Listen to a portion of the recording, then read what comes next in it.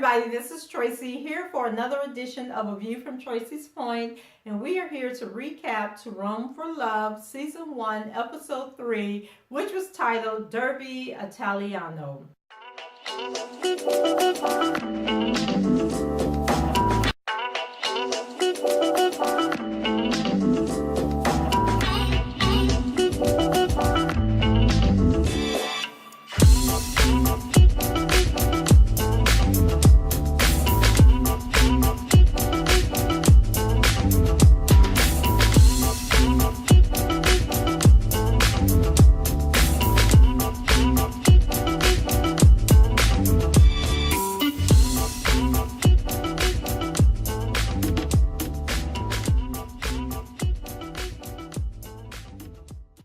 So I have to get this little spiel again, and you'll be hearing it a lot on all my videos going forward.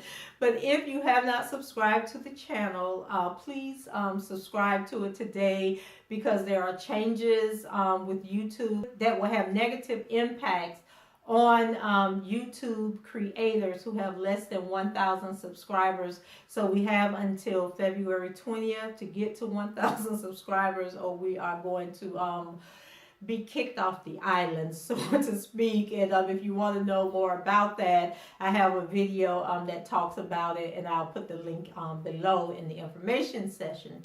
So let's go ahead and get into this episode. So as you know, each week Diane plans an event that she's going to take the ladies to, and on this week's event it happened to be the Derby that they were going to go to.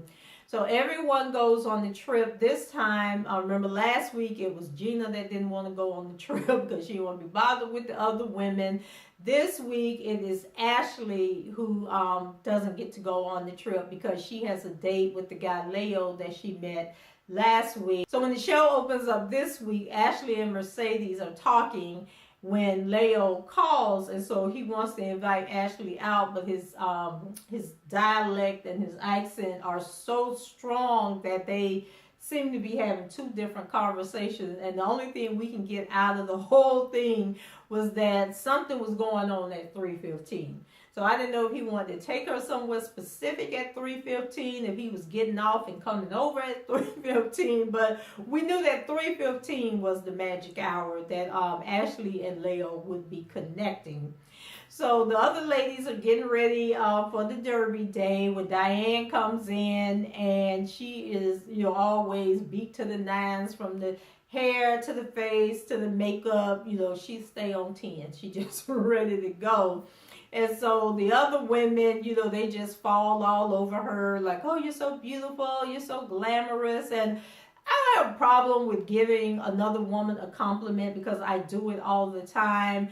But I think that there is just too much of an emphasis on the fact that they're just drooling over Diane, and then they're critical of each other, and that's something that's very common with Black women. And I know a lot of times when I'm watching YouTube videos, or I'm watching videos on Facebook or whatever, that no matter what the conversation, like I can see if you're doing a hair video or a makeup video, then yeah, the comment should be about the hair and the makeup. But when people are doing videos and they're talking about serious issues that's going on in the community, or whatever they're talking about, and the people are in the comments and they're just going on and on about how the person looks and how their hair, and that becomes the conversation below instead of what the people are talking about. And it annoys me even more when it is a video that's about serious issues that's impacting the Black community or whatever, and they just seem to get so distracted by that. And I'm like, are you even listening to what the person's saying? Like, did you come on to the video, to follow the video, to listen to what their commentary is, or is it that you just here because you like how the person looked? And that's sort of how I feel about the women on To Rome for Love. It's like they're insecure about who they are, and so they deflect that onto praising Diane, for how she's looking, you know, with her hair and her makeup and stuff. And it's just one more thing that stands out to me about the women on this show, and why did they have to go all the way to Rome to try and find love when they brought all their you remember Erykah Badu had that song Bag Ladies, you gonna miss your bus trying to carry all that stuff. Well, that's kind of how I feel about the women on To Rome for Love. So back to the recap. So Ashley, you know, she's questioning herself for wanting to change outfits to please Leo, because she wanted to put on like this jumpsuit. It was like a summery jumpsuit that had like spaghetti straps, but then she changed it and put on like it was a green, I remember it was green, but I think it was like more conservative. And so Diane reassures her that her first choice was the right choice, and never second guess yourself trying to please somebody else, that you got to put forth who you are and let them see who you are, and then take it from there. And if he doesn't like the way that you dress, then you don't change the way you dress for him. He needs to go find somebody that dress the way that he wants them to dress. So when they get into the van, Mercedes is discussing how she dumped the guy the night before, which was so tacky. And so she starts talking about, you know, her list, and Diane basically lets her know that you don't treat other people like that. And you never know, and I said this in the video, because she pointed out the same thing. I was thinking, like, you could be the thing that changes that person, or make that person say, hey, this is a good idea. Maybe I'll follow Christ too. And so Diane even shared with her that when she first met her husband, that he didn't go to church. He didn't have, you know, a belief one way or the other about, you know, God or Jesus or whatever. She said, but now they start every day praying together. So you never stop worrying about what's on your list, and get to know the person and find out, is this somebody that I really want to get to know and learn? And he might teach me something, and I might teach him something. But she was very disappointed, as was the rest of us, that Mercedes treated that guy the way that she did. So Gina, she gives her take on Dario, I think was the guy that she had met.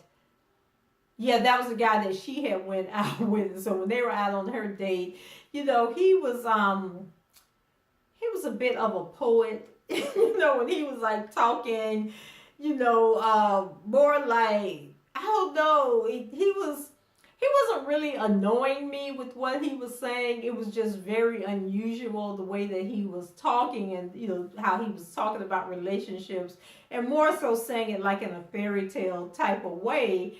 And so that was a huge turnoff to Gina. And so Diane reminds her that Italian men are very confident and not ashamed to express themselves, because, you know, you deal with these guys over here in America, and, you know, they're being quiet because they don't feel that they can, if they like poetry, or if they like happily ever after stories, that they can't say that to you because you're so aggressive and you're going on with, you know, I had a TV show on the Food Network, and I've written all these books, and I'm this intellectual, and I'm this well-respected person. Then they're not going to say anything, because they're going to be like, okay, well, you know, my little poem that I want to read to you, you know, it's going to make you think that I'm broke, busted, and disgusted, so they don't say anything.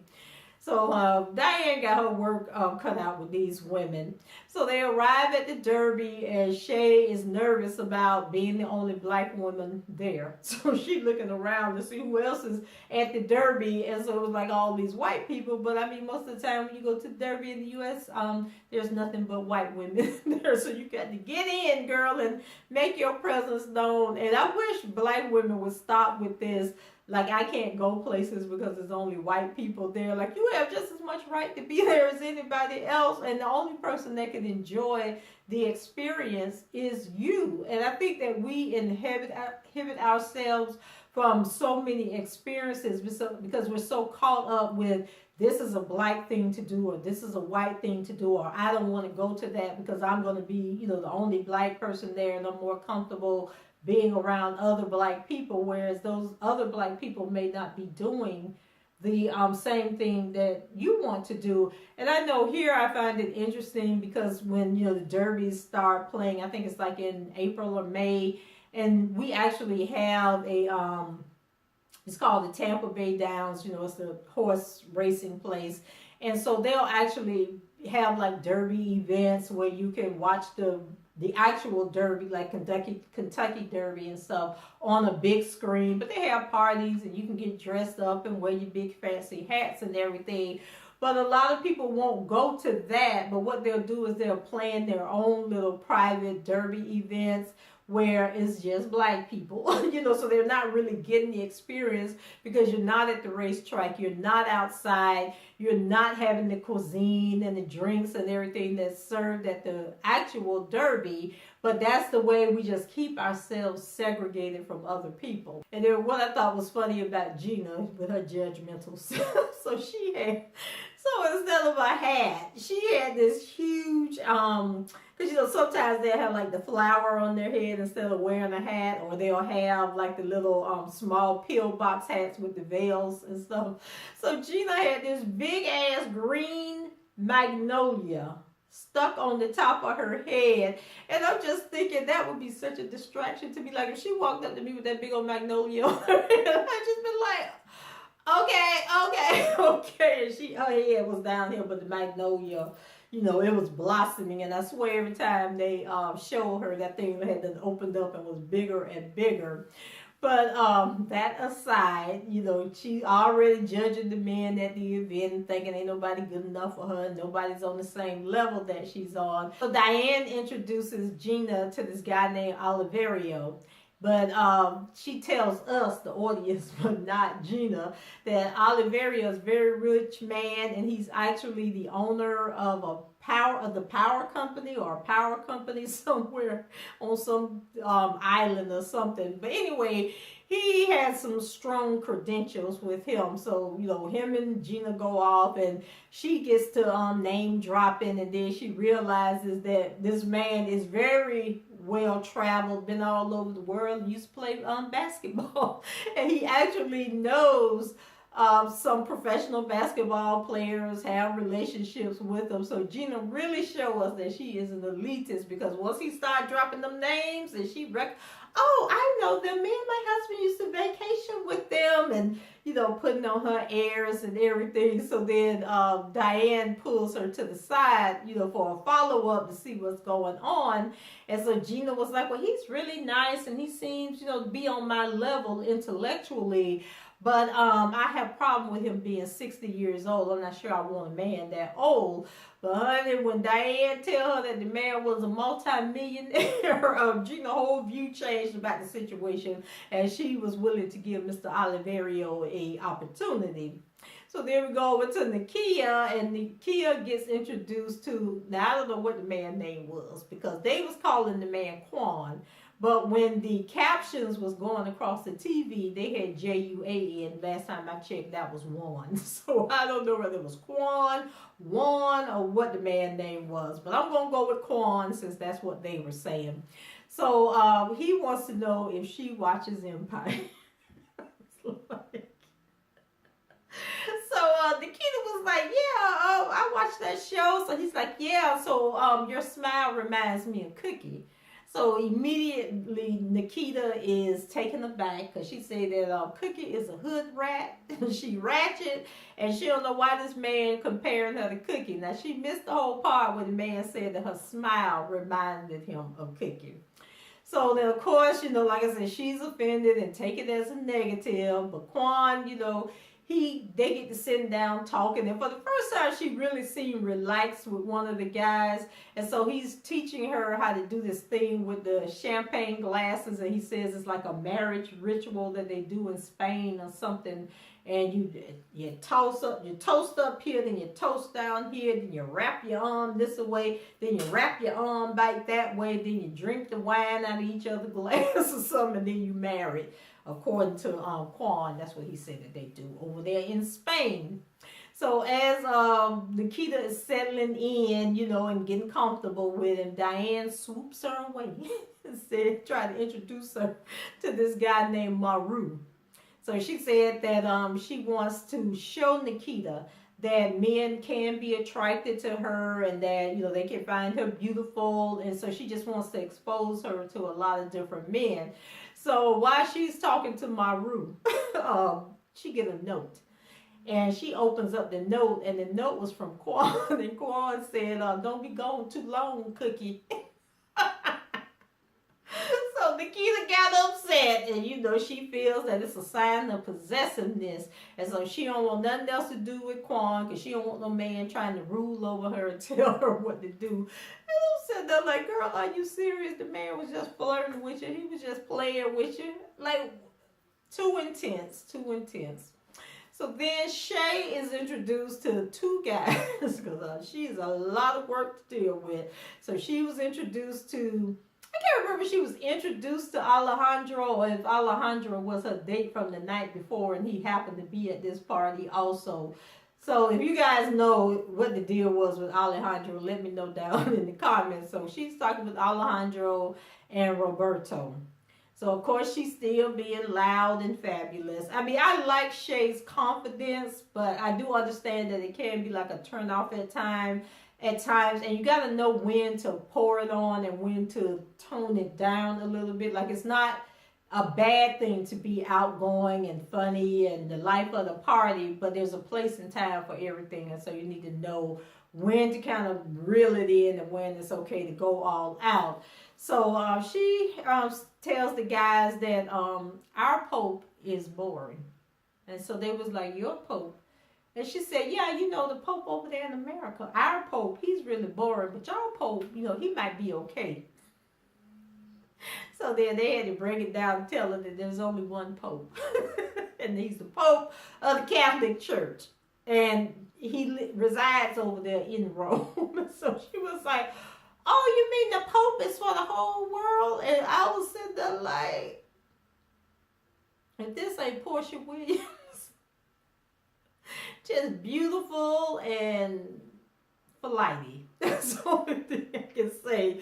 So that was like one of them. And I think she had another moment where, because Shay is the personal chef who didn't go to school to be a chef. She just woke up one day and decided she was going to be cooking for people going to their homes. And so that's her claim to fame. And then she keeps getting, that's why I think that the Alejandro guy she might have met last week, because whoever she met last week, he was also a chef. And then the guy this week, one of the guys was a chef also. But he was saying some stuff, and she ain't know what the man was talking about. And I'm sitting there saying, but you a chef.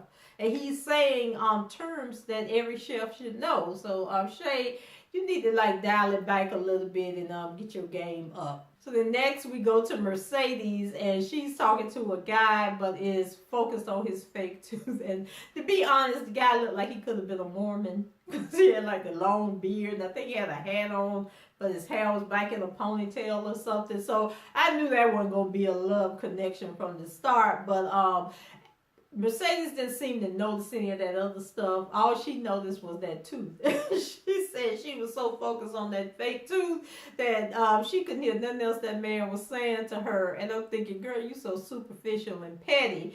But like I said, when Diane introduced her to that guy, I knew one. Well, it actually wasn't Diane; it was Cece that introduced her. But I knew that wasn't going to be a love connection. So she tells Diane that she doesn't want to talk to the guy because of the tooth. Like she believes in beautiful teeth and beautiful smiles, and she can't be going out with no man that's walking around with fake teeth in his mouth.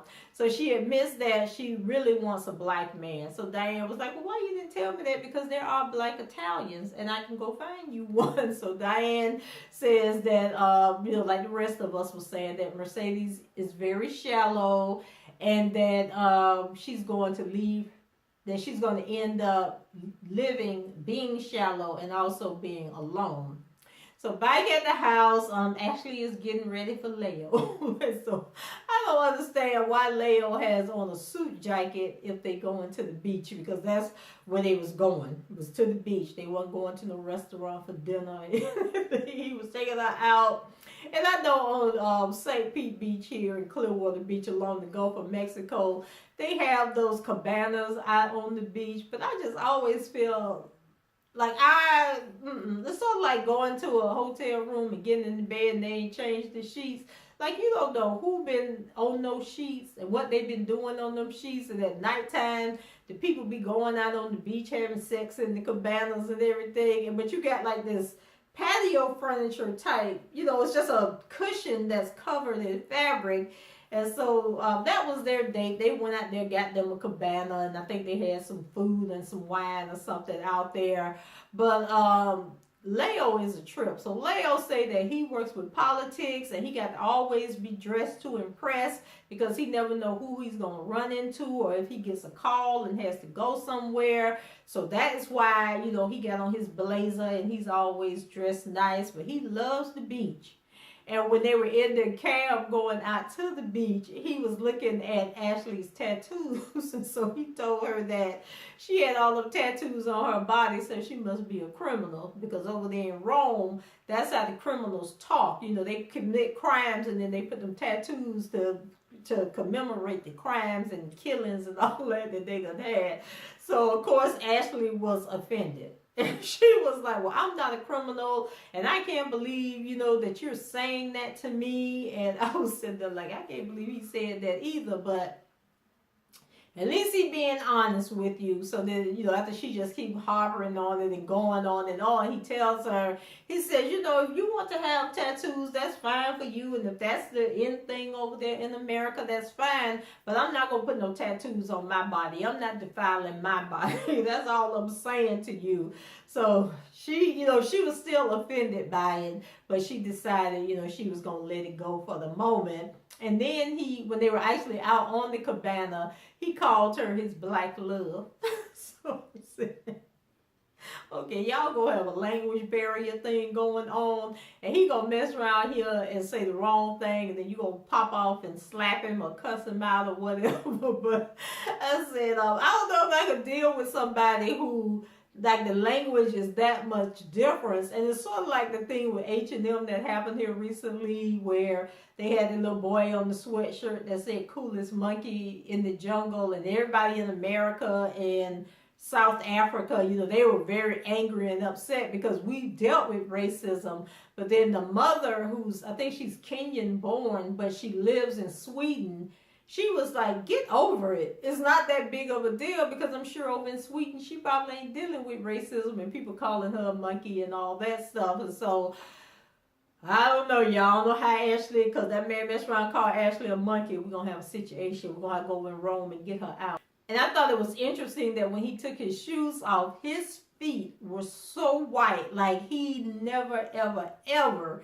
gets any sunlight on his feet. I'm thinking, why are you going to take her out there to that beach? Like, is it because nobody would recognize you out at the beach? But I mean, then again, y'all being filmed and going on TV, unless the show not going to air in Rome. But I just thought it was so interesting that he would take her on a date to the beach, but then his body did not reflect that of somebody who spends a lot of time at the beach. And then, you know, Bravo being as shady as they are, they made a point of putting the camera on his feet, like showing us this man's feet don't look like they've ever seen a ray of sun ever in his life.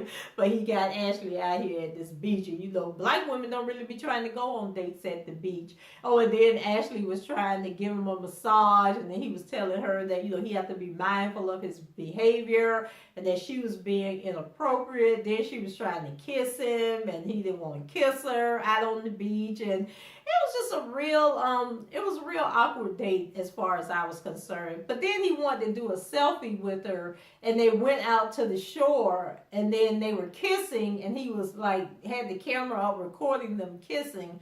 So that was kind of weird. But then when they were back at the cabana, he didn't want to kiss her. She was trying to dance with him, and child, I don't know what was going on. He was running game like the brothers over here in America be running game. Oh, and then he told Ashley that they can't be having sex on the beach, and that anybody that's going to be involved with him, they need to be perfect, because you never know who's going to show up and be taking pictures and try to hold that against him, because, you know, he's a politician and he's got to, you know, look out for his image and what he's putting out there. So he was giving some mixed signals there. So back to the other ladies. On the way back to the house, Shay says that Roberto was her favorite guy, and Nikita tells them, you know, about the note from the Quan guy and how she didn't like it, and she thought, you know, he was being controlling. And then Diane points out that she took it the wrong way and it didn't mean that. And then Gina is gloating over Oliverio's credentials and says that, he may be a rat, which I didn't understand that comment that she made. Like, is a rat a good or bad thing? Because in my opinion, I thought a rat meant that was somebody that's deceitful and you couldn't trust. So I didn't understand that comment. The following morning, Nikita is doing a video blog where she's talking about, the experience, and she says that she feels that Diane is constantly pairing her with the litter of the group, and she's feeling some kind of way about that. And I was like, why does she feel that way? Because, ain't none of the men really been knocked dead. Like, they weren't nobody I would talk to. Like, if I was going to date a white man, I don't think any of them would have been my taste. Like, somebody that I'd be like, oh, yeah, I really, really got to have that white man over there. So, she feels that Diane is just throwing anybody her way, and she ain't feeling it. So, I think that just goes back to her insecurities and low self-esteem. And so then Shay is talking again, and the ladies feel that it's too early in the morning to be listening to her because they haven't even had their coffee yet. And so, she's talking, she's full of life and upbeat, and the rest of them rolling their eyes and frowning and like, wish she shut up. She's so full of herself. And so then they decide that they're going to go to breakfast.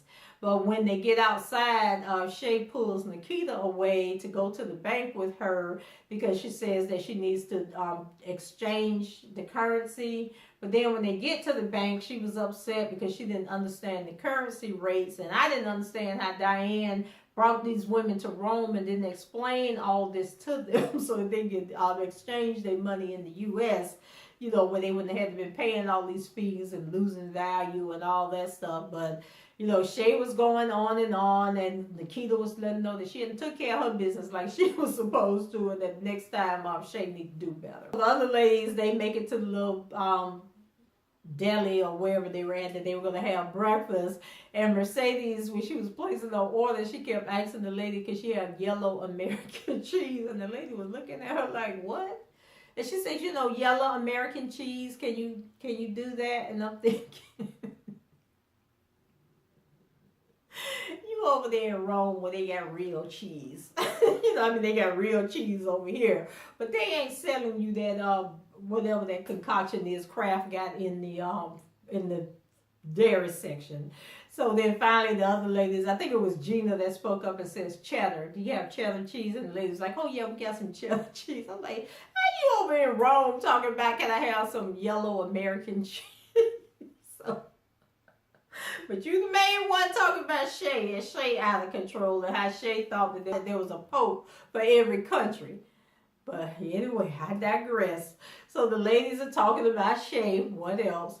And saying that, she's judgmental and has a spirit of takeover. And they also think that her boisterousness is aggressive instead of outgoing. And so the ladies decide to have a group session to address Shay and their concerns when they get back to the house. So Ashley says that no one can speak because Shay overpowers the conversations. And then Gina says that they are there to see their faults and be pulled out of their comfort zone. But Shay, she isn't feeling it. She's still doing what she's doing. She ain't learning nothing from the experience. And people tell me all the time that I have an overbearing personality. But I think that when people say you have an overbearing personality, what they're really saying is that they want you to dim your light in hopes that they can shine through a little bit and get recognized. But I say that stop worrying about somebody else's personality. Accept the things that you like about a person and the things that you don't like. Kind of tune that out. And I even said earlier in the video that Shay needs to learn when to be, one way. And sometimes there are situations where you need to tone it down. But I don't agree with women coming at another woman and trying to beat her down and be, telling her that she's this, she's that. Trying to ruin her self-esteem because you got issues and you can't be outgoing in the life of the party or whatever. And so that's where I take issues. So guys, that's it for me for this recap. Leave your comments below. Let me know what you think about the whole Shay situation. And rate the video and subscribe to the channel if you haven't done so already. And until the next time, I'll talk to you guys later. Bye-bye.